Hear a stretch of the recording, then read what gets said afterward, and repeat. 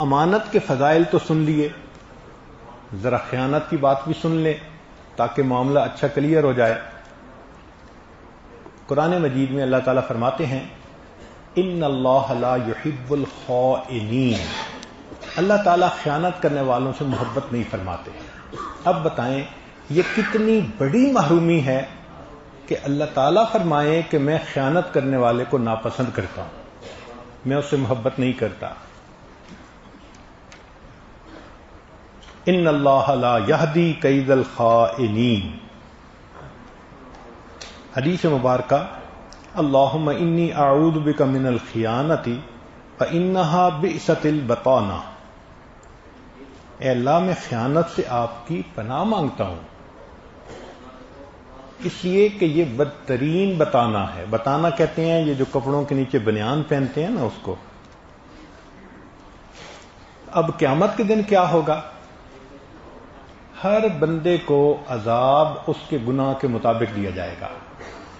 قیامت کے دن ہر بندے کو گناہ کے مطابق عذاب دیا جائے گا۔ مثال کے طور پہ جو بندہ دنیا کے اندر جھوٹ بولتا تھا، اس کی زبان اتنی لمبی ہوگی جیسے اونٹ کی زبان ہوتی ہے جب وہ نکالتا ہے۔ وہ لمبی زبان نکالے گا، فرشتے کینچی سے اس کو کاٹیں گے، پھر ٹھیک ہو جائے گا، پھر زبان نکالے گا، پھر کاٹیں گے، تو یہ اس کو عذاب ہوگا۔ دوسری بات کہ جو بندہ دنیا کے اندر غیر اللہ سے سامنے ہاتھ پھیلاتا ہوگا، عادت ہوتی ہے نا کچھ لوگوں کو، جو غیر اللہ کے ساتھ ہاتھ پھیلاتا ہوگا، اللہ تعالیٰ اس طرح کھڑا کریں گے کہ اس کے چہرے پہ گوشت نہیں ہوگا، صرف ہڈیاں ہوں گی۔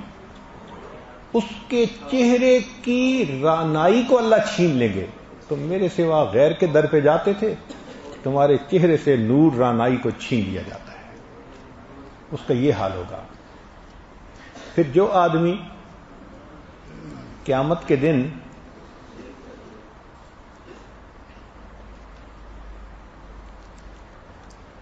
اس حال میں کھڑا ہوگا کہ اس کا قد چیونٹی کے برابر ہوگا، چھوٹا سا قد ہوگا، شکل انسانوں والی، لوگ اس کے اوپر سے گزر رہے ہوں گے پاؤں رکھ رکھ کے، اور یہ پس رہا ہوگا لوگوں کے پاؤں کے نیچے۔ یہ کون ہوگا؟ جو دنیا میں تکبر کرتا تھا،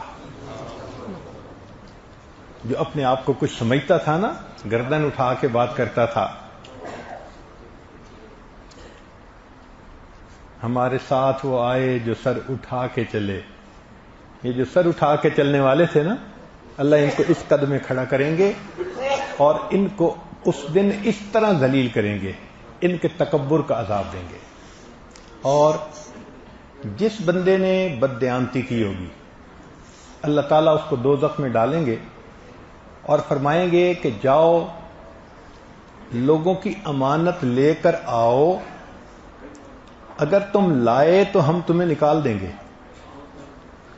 تو وہ امانت دوزخ کی آگ میں نیچے ہوگی، تو یہ آگ میں نیچے ڈبکی لگائے گا، جلے گا، اور جب ڈبکی لگا کے امانت کو اٹھا کے آئے گا کہ میں جہنم سے باہر نکل جاؤں، مجھے کہہ دیا گیا امانت لاؤ ہم تمہیں نکالیں گے، تو یہ امانت لے کر جب جہنم کے کنارے تک پہنچے گا تو امانت اس کے ہاتھ سے نکل چھوٹ کے گر جائے گی۔ جب گر جائے گی یہ پھر ڈبکی لگائے گا، ہمیشہ اس کے ساتھ یہی ہوتا رہے گا، یہ آگ سے نکل نہیں سکے گا۔ قیامت کے دن اس بندے کو جہنم کا یہ عذاب دیا جائے گا۔ بعض اوقات لوگ شراکت کا کام کرتے ہیں، شریعت نے ان کے بارے میں بھی بتایا، فرمایا کہ یقول اللہ عز وجل، اللہ تعالیٰ ارشاد فرماتے ہیں انا ثالث الشریکین، دو بندے جب شریک ہوتے ہیں تو ان کی مدد کرنے والا تیسرا میں ہوتا ہوں۔ دو بندے جب مل کر کاروبار کرتے ہیں تو ان کی مدد کرنے والا تیسرا میں ہوتا ہوں، ما لم یخن احدہما صاحبہ، اور جب ان میں سے ایک دوسرے کے ساتھ خیانت کرتا ہے تب میری مدد کاروبار میں سے نکل جاتی ہے. تو اس وقت تک اللہ کی مدد ساتھ ہوتی ہے جب دونوں امانت داری کے ساتھ کام کرتے رہتے ہیں. اور جب ایک دوسرے کو دھوکہ دیتا ہے تو اللہ تعالیٰ کی مدد ان کے کاروبار میں سے نکل جاتی ہے. حدیث مبارکہ لا تزال امتی بخیر ما لم تر الامانۃ مغنما، میری امت سے اس وقت تک خیر نہیں جائے گی جب تک کہ یہ امانت کو مال غنیمت نہ سمجھیں گے. آج وہ وقت آ گیا ہے نا، کسی کی امانت ہو تو اس کو مال غنیمت سمجھتے ہیں. والصدقۃ مغرما، اور صدقہ کو ٹیکس سمجھیں گے، بوجھ سمجھیں گے. زکوٰۃ دینا بوجھ نظر آتا ہے اور دوسرے کا مال وہ مال غنیمت نظر آتا ہے. چنانچہ غزوہ خیبر میں ایک صاحب نے مال غنیمت لوٹانے میں کوتاہی کی. کچھ چیز انہوں نے اپنے پاس رکھ لی، چھوٹا سا کوئی لباس تھا یا چھوٹی سی چیز تھی، حتیٰ کہ ان کو زخم تھے تو ان کی وفات ہو گئی. جب وفات ہوئی تو نبی علیہ الصلوۃ والسلام نے ان کا جنازہ نہیں پڑھایا. صحابہ نے کہا اللہ کے نبی صلی اللہ علیہ وسلم یہ مجاہد ہے اور اس کو زخم لگے اور یہ فوت ہوا. فرمایا اگرچہ مجاہد ہے، اگرچہ اس کو زخم کی وجہ سے موت آئی، مگر اس نے مال غنیمت میں تھوڑی سی فلاں چیز اپنے پاس رکھ لی تھی، اس خیانت کی وجہ سے مجھے کہا گیا ہے میں اس کا جنازہ مت پڑھاؤں. تو اگر خیانت کرنے والا کا جنازہ اللہ کے حبیب صلی اللہ علیہ وسلم پڑھانا پسند نہیں کرتے تو قیامت کے دن شفاعت کیسے پسند فرمائیں گے؟ جنازہ کیا ہوتا ہے بتائیں؟ شفاعت ہوتی ہے نا. حدیث پاک میں ہے کہ جس مومن کا جنازہ 40 بندے پڑھ لیں ایمان والے، ان کے جنازہ پڑھنے کی وجہ سے اللہ میت کے گناہوں کی بخشش فرما دیتا ہے. تو یہ شفاعت ہی ہے نا، ایک طرح کی دعا ہے نا. تو اگر نبی علیہ السلام نے دنیا میں شفاعت نہیں فرمائی ایسے بندے کی تو پھر قیامت کے دن شفاعت کیا فرمائیں گے؟ اس کا مطلب یہ کہ خیانت کرنے والا بندہ قیامت کے دن اللہ کے حبیب صلی اللہ علیہ وسلم کی شفاعت سے محروم ہو جائے گا. عبداللہ بن عباس عنہ فرماتے ہیں کہ میرے والد نے مجھے کہا کہ بیٹے عمر لانو تو اس سے پیار کرتے ہیں، لہذا ان کے راز افشا نہ کرنا، ان کے سامنے کسی کی غیبت نہ کرنا، ان کی نافرمانی نہ کرنا، ان کے سامنے جھوٹ نہ بولنا اور ان کی امانت میں خیانت نہ کرنا. یعنی 5 چیزیں والد نے ان کو بتائیں. اب اس بات کو اور سمجھنے کے لیے خیانت کیسے ہوتی ہے آج کل اور کتنی عام ہے، ذرا اس کو بھی کھول دیں. پہلی بات، وراثت میں خیانت. وراثت میں خیانت کیا ہوتی ہے؟ والد فوت ہو گئے، پیچھے سارا مال بھائی کے ہاتھ میں، نہ وہ بھائی چھوٹے بھائیوں کو پورا حق دیتا ہے نہ بہنوں کو دیتا ہے. جو بھائی نہ چھوٹے بھائیوں کو حق دے گا نہ بہنوں کو حق دے گا وہ امانت کے اندر خیانت کرنے والا ہوتا ہے. حتیٰ کہ اپنی والدہ کو بھی اس میں سے پورا حق نہیں دیتے، اپنے پاس رکھتے ہیں، ہاں ضرورت کا خرچہ دیتے رہتے ہیں. خیانت ہے. اور اگر دوسری ماں ہے تو اس کا تو حق ہی نہیں سمجھا جاتا، شریعت میں تو حق ہے اس کا.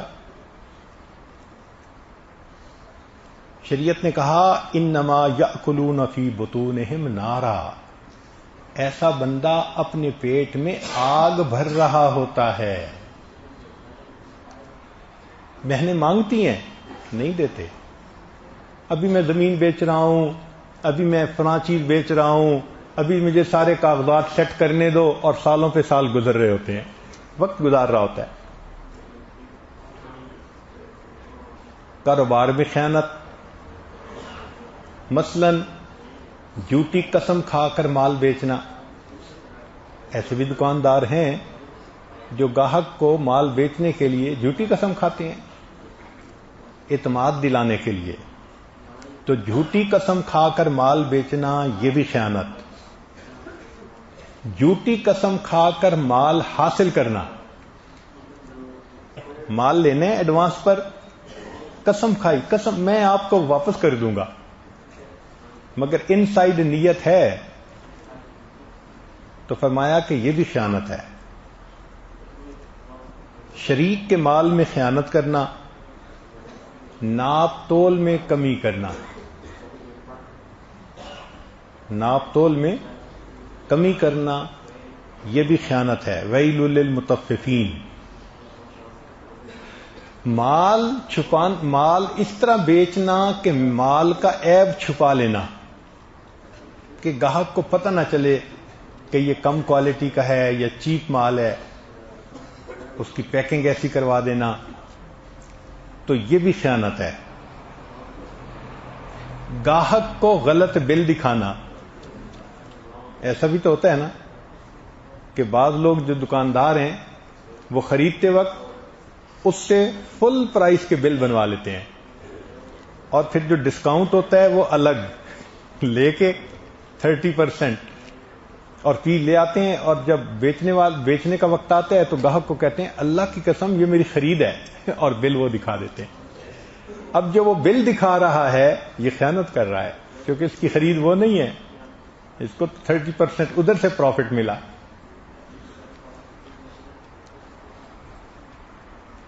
پرانے مال کو نیا مال بنا کر بیچنا بہت عام ہے. کیسے؟ یہ جو یوزڈ کاریں ہوتی ہیں نا، ان کا ہر پرزہ بوڑھا نہیں ہو جاتا، ان کے بعد ایسے پرزے ہوتے ہیں جو بالکل نئے رہتے ہیں. تو یوزڈ کاروں کو کھول کے ان کے پرزے نکال کے اور ان کو پھر ری پیک کر کے اور ان کو نیا کر کے بیچنا یہ بھی خیانت ہے. کم قیمت مال کو قیمتی بنا کے بیچنا، جیسے پرفیومز میں تو بہت سارا تماشا ہے. ایک زمانہ تھا کہ اصل بنتی تھی، اس کی ایک نقل بنتی تھی. آج نقل کی آگے نقل بن رہی ہوتی ہے. آپ دبئی میں جائیں تو آپ سے پوچھا جائے گا آپ کو دوسری نمبر کی چاہیے، تیسری نمبر کی چاہیے، چوتھے نمبر کی چاہیے. اور پتہ کیا کرتے ہیں کہ اسی پرفیوم پہ نام ڈیفرنٹ کر دیتے ہیں. یہ پرفیوم تو وہی ہے، یہ یو کے کی بنی ہوئی ہے، یہ وہی ہے ملائیشیا کی بنی ہوئی ہے، یہ وہی ہے یہ چائنا کی بنی ہوئی ہے، حالانکہ ایک ہی چیز ہوتی ہے. اب کسی نے کہا چائنا کی تو اس کے اتنا پروفٹ، اور جس نے کہا نہیں مجھے تو یو کے کی چاہیے تو ان کی چاندی ہو گئی.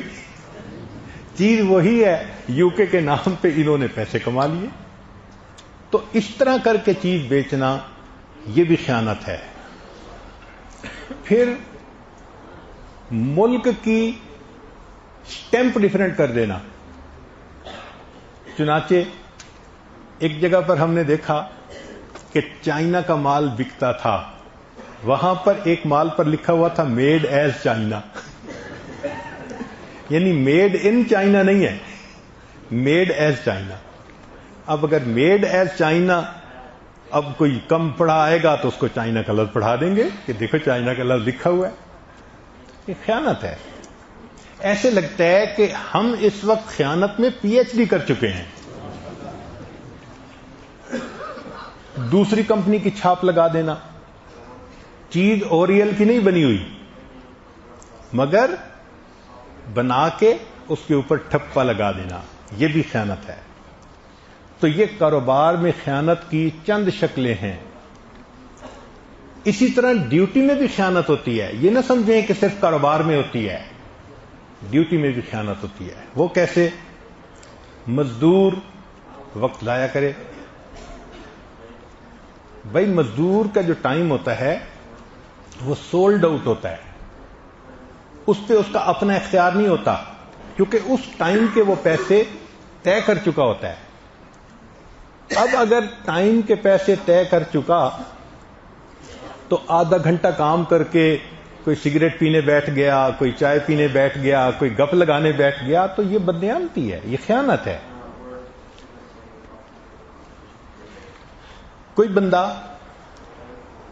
تنخواہ تو لے، کام نہ کرے، مثلا کسی نے اعتماد کیا اور اس کے ذمے کام لگا دیا، اب جو کام کرنے والے صاحب ہیں وہ دفتر ہی نہیں جاتے، گھر سے ہی بیٹھے کنٹرول کر رہے ہیں، بددیانتی ہے، خیانت ہے۔ اس کو چاہیے کہ وہ جائے اور اپنی ڈیوٹی کو پورا ادا کرے۔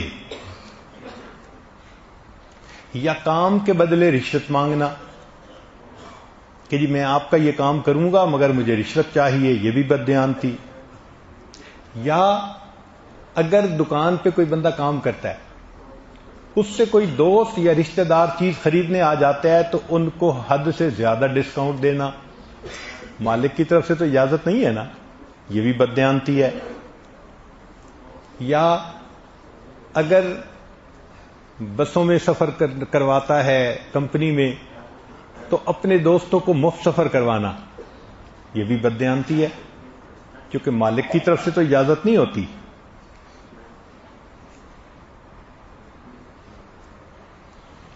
مریض اور ڈاکٹر میں بددیانتی، مریض اور ڈاکٹر میں وہ کیسے؟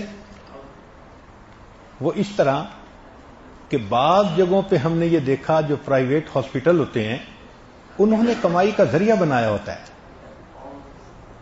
مثلا مریض آیا، اب مریض نارمل ہے، الٹرا ساؤنڈ کر کے کہیں گے نہیں یہ تو سی سیکشن کرنا پڑے گا۔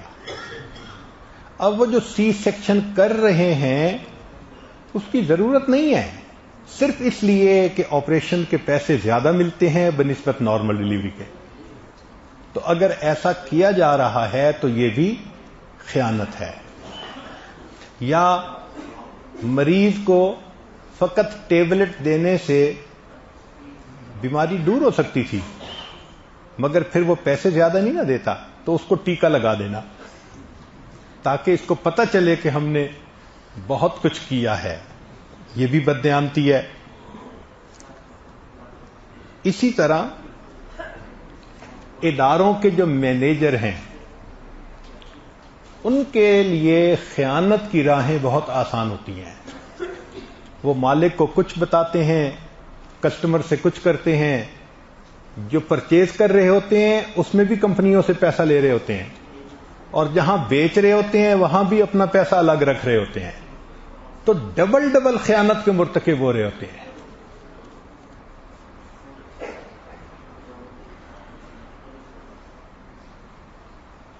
اسی طرح مکینک، گاڑی آپ ٹھیک کروانے کے لیے گئے، فالٹ تو اس میں ہے تھوڑا سا کہ فیوز اڑا ہوا ہے، مگر وہ کہتے ہیں نہیں جی نہیں اس میں تو کچھ پرزہ بدلنا پڑے گا، اور اس پرزے کو کھول کے دھو کے صاف کر کے ڈال دیا اور آپ سے آرام سے پیسے پرزے کے وصول کر لیے، یہ بددیانتی ہے۔ گاڑی کا ایئر کنڈیشنر کام نہیں کرتا تھا، آپ گئے جی کہ وہ ایئر کنڈیشنر کام نہیں کر رہا، اس کو پتہ ہے کہ صرف فیوز اس کا اڑا ہوا ہے، آپ کو دیکھ کے کہتے ہیں اس کی تو گیس ہی نکل گئی ہے۔ اب بھئی گیس کی چارجنگ کے تو کافی سارے پیسے ہوتے ہیں، آپ سے گیس چارجنگ کے پیسے لیے اور آرام سے چھوٹا سا فیوز لگا کے آپ کو واپس کر دیا، یہ بھی بددیانتی ہے۔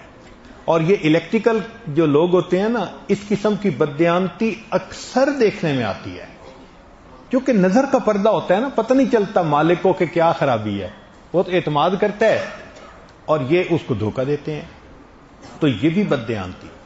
تو بددیانتی کو صرف دکاندار کے ساتھ نتھی نہ کریں، زندگی کے ہر شعبے میں بددیانتی ہوتی ہے۔ درزی کے پاس جائیں، کبھی تو وہ کپڑا رکھ لے گا اور کبھی وہ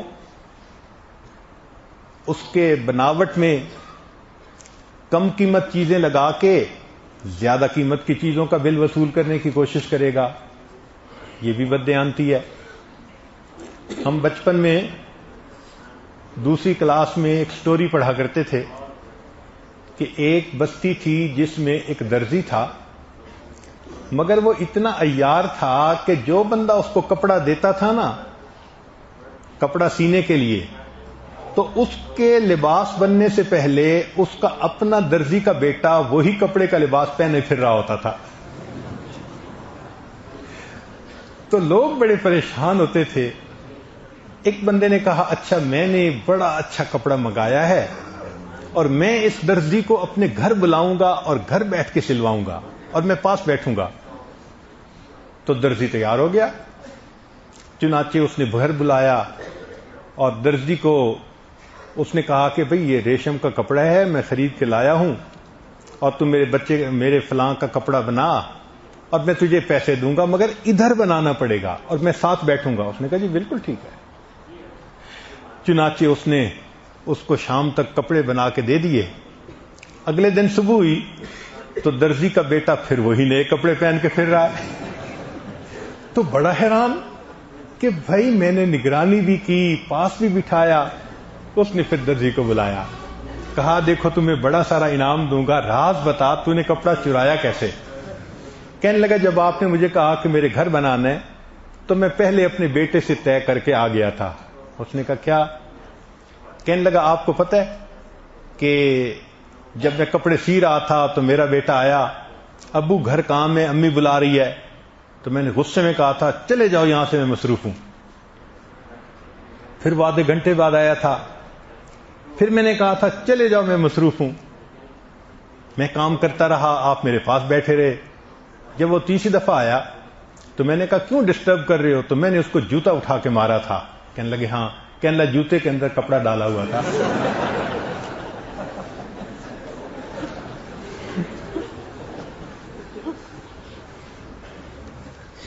اسی طرح گناہ کے کام میں سفارش کرنا، مسئلہ سن لیجئے، گناہ کے کام میں سفارش کرنا یہ بھی خیانت ہے۔ مثلا جی اس کو آپ سود پہ پیسہ دے دیں یا دلوا دیں، یا کسی کو کہنا کہ رشوت لے لو اس کا کام کر دو، یہ بھی خیانت ہے۔ نااہل لوگوں کو سرکاری عہدے دے دینا، یہ بھی خیانت ہے۔ دوستی میں خیانت کرنا، کیا مطلب؟ دوستی کی خیانت یہ ہے کہ دوست سچ سمجھے مگر اس کو جھوٹ بات پہنچائی جائے۔ تو دوست سچ سمجھ رہا ہے، یہ دوستی کے تعلق کی وجہ سے اس کو جھوٹی انفارمیشن دے رہا ہے، یہ دوستی میں خیانت کہلاتی ہے۔ حتیٰ کہ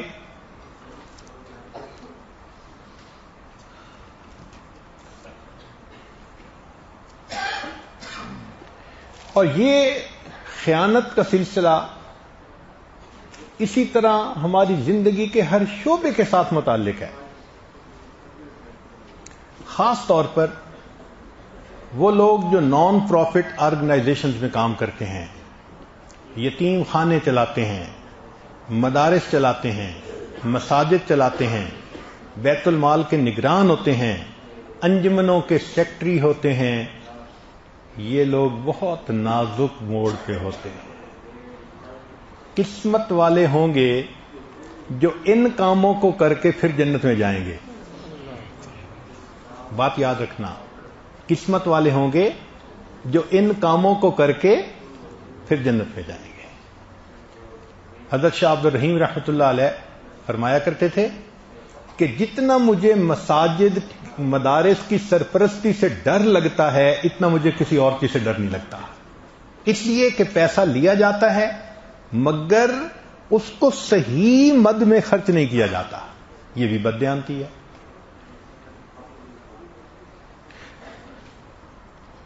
امدادی کام، سیلاب، وبا، زلزلہ، اب اس میں جو لوگ ڈونیٹ کرتے ہیں ان کے پیسے کو، ایک ایک پیسے کو صحیح خرچ کرنا، یہ لازم ہے، اگر نہ کیا گیا تو بددیانتی کا گناہ ہوگا۔ اور ایک اور دین کا پہلو، عملیات، اس میں بہت بددیانتی، توبہ۔ کم ہوں گے جو عملیات کے میدان میں صاف بات کرنے والے ہوں گے، ورنہ دیکھا اچھا امیر آدمی ہے، بڑے دل کا ہے، اس نے کہا جی بیٹی کی طبیعت ٹھیک نہیں، ہاں لگتا ہے کسی نے کچھ کر دیا ہے، اور اس کے بعد کچھ عمل کر کے ہاں ایک عورت نظر آ رہی ہے، ایک سٹوری بناتے ہیں وہ، اور اس سٹوری کو پہلے اس بندے کے دماغ کو ریڈ کرتے ہیں کہ کون سی سٹوری اس کو جلدی اپیل کرے گی۔ تو اس کو جب کہتے ہیں نا کسی نے کچھ کر دیا، تو ہر بندے کا کسی نہ کسی کے ساتھ تو مسئلہ ہوتا ہی ہے نا، وہ کہتا ہے ہاں پھپھو نے ہمارے ساتھ کچھ کر دیا ہے، خالہ نے کچھ کروا دیا ہے، وہ میرے پارٹنر نے کچھ کروا دیا ہے۔ اچھا نا مجھے آسیب کا اثر نظر آتا ہے، سخت اثر ہے، کوئی آسیب نہیں ہوتا، صرف اس کے ذہن کے مطابق اس سے بات کر دینے سے تاکہ وہ مان جائے۔ ہمیں ایک صاحب ملے، حضرت میرے اوپر بڑے جنات کا اثر ہے۔ میں نے کہا جنات کو آپ کے سوا کوئی نہیں ملا تھا۔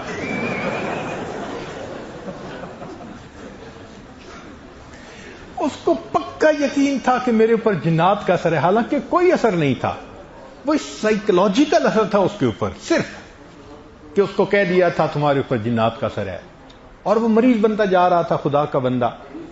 ہم نے کہا تیرے اوپر کوئی اثر نہیں، اس نے کہا جی فلاں نے کہا، ہم نے کہا بھئی کوئی اثر نہیں، جی فلاں نے بھی کہا، کوئی اثر نہیں، جی فلاں نے بھی کہا۔ ہم نے کہا بھئی یا تو ان کی بات مان لو یا ہماری بات مان لو، کھری بات کرتے ہیں۔ اس نے کہا جی کیا کروں؟ میں نے کہا کنفیوژن میں سے نکل آؤ، کچھ نہیں ہے، اور جی اگر جنہوں نے کچھ کر دیا میں نے کہا ذمہ دار میں ہوں گا۔ کسی نے کیا کرنا تھا، اللہ نے اس کی عاملین سے جان چھڑا دی۔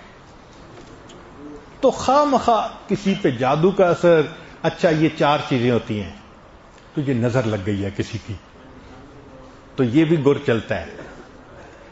جن کا اثر ہے، کسی نے تعویذ کر دیے، اور جی آپ کے اوپر تو بڑا کالا علم ہو چکا ہے، تو یہ کالا کاروبار کالے علم سے خوب چلتا ہے آگے۔ یہ بھی دھوکہ ہے، امت کے ساتھ دھوکہ ہے، یہ ایمان ضائع کرتے ہیں لوگوں کا۔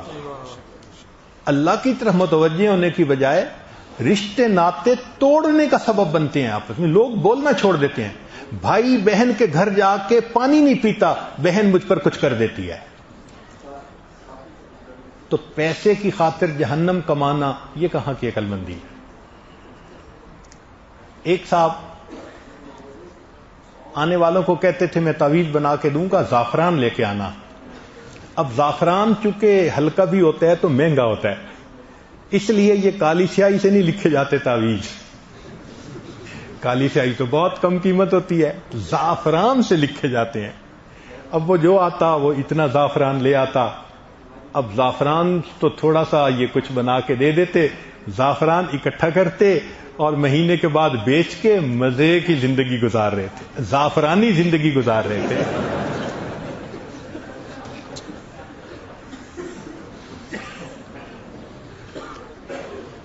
ایک صاحب کو دیکھا، عامل تھے، اور ہر آنے والے کو کہتے تھے کہ اصل میں نا آپ کے اوپر بلا ہے اور بلا صدقے سے ٹلتی ہے، تو میں نا اس کے لیے عمل کرتا ہوں، مجھے مرغا لا کے دیں، اس کو ذبح کرنا پڑے گا۔ لوگ مرغے لاتے تھے، اپنے ذہن میں وہ بلائیں تلواتے تھے، یہ تلے ہوئے مرغے کھا رہے ہوتے تھے۔ اور ایک صاحب تو سبحان اللہ عجیب، وہ الو کے ذریعے کام کرواتے تھے۔ وہ کیسے کہ ایک بندے نے الو پالا ہوا تھا، اب اس الو کو انہوں نے مختلف جگہوں پہ جا کے اڑاتے تھے تو وہ گھر پہنچتا تھا سیدھا۔ وہ تو کبوتر کو کہیں کسی پرندے کو سکھا دیں وہ سیدھا گھر پہنچے گا۔ اب آنے والے کو کہتے کہ ہاں میں نے ڈائگنوز کر لیا ہے مسئلہ کیا ہے، مگر اس کے لیے الو لا کے دینا پڑے گا۔ اب وہ کہتا جی الو کہاں سے ملے گا؟ تو ایک دو دن وہ پریشان ہوتا تو کہاں ملنا تھا، نہ ملتا. کہتے ہاں ایک بندے کے پاس ہوتے ہیں، ذرا جاؤ اس سے لے کے آؤ. اب جب لے کے جاتے تو وہ کہتا نہیں میرے پاس تو تھوڑے رہ گئے اور میں تو اب نہیں دے سکتا. اس کو چاہیے ہوتا تھا یہ منتیں کر کے وہ جو 1000 کی چیز ہوتی تھی نا وہ 5000 لیتا تھا. اچھا 5000 کا یہ الو خرید کے آتا تھا. اور اللہ کی شان دیکھیں کہ وہ آ کے الو کو ذبح نہیں کرتا تھا، وہ پنجرے میں اور اس کو تعویذ لکھ کے دیتا تھا، اور تعویذ جب لکھ کے دیتا اور اس کے بعد الو کو چھوڑتا تو وہ واپس مالک کے گھر اگلے گاہک کے لیے پھر تیار. الو کے ذریعے لوگوں کو الو بناتا تھا.